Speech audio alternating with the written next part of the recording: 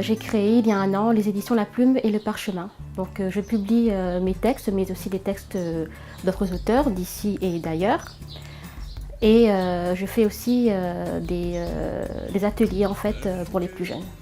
L'objectif premier en fait, c'est d'aider à la lutte contre l'illettrisme. Et donc voilà, partir du livre pour montrer qu'un livre ne peut pas, peut devenir autre chose, donc peut devenir un film, peut devenir une bande dessinée, voilà, partir sur différents projets. En fait, en 2014, j'ai 3 auteurs, donc plus moi, ça fait 4. Et pour 2015, j'en ai presque une dizaine.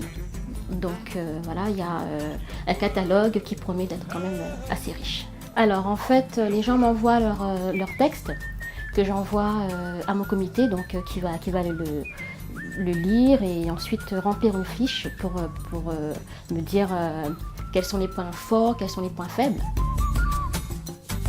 C'est un long parcours quand on écrit et qu'on veut se faire publier et que c'est parfois pas facile.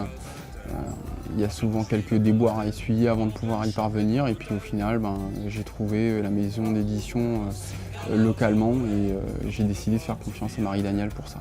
Elle mérite de gagner, ça fait aucun doute parce que à la base c'est une auteure comme moi et qui a décidé de se lancer seule dans l'aventure non pas seulement de l'édition mais de la création d'entreprise, de la création d'une maison d'édition qui regroupe quand même plusieurs corps de métier.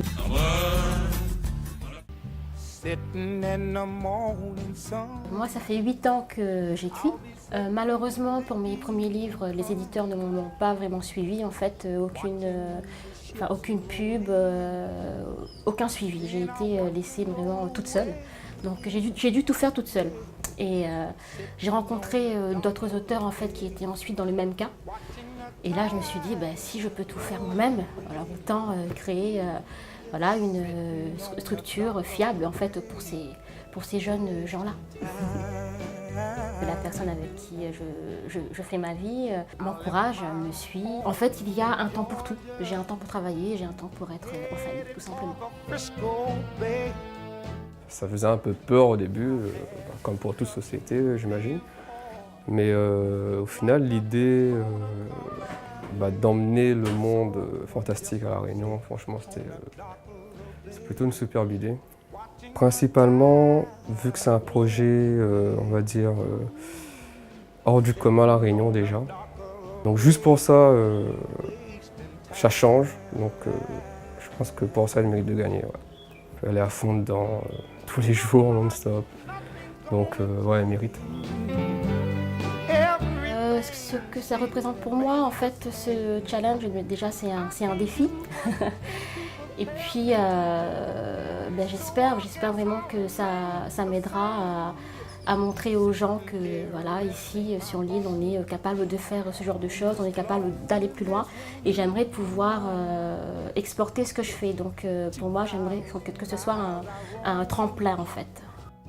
Participez au prix du public. Votez pour votre candidat favori jusqu'au 27 novembre sur www.cg974.fr et la page Facebook Challenge des créateurs.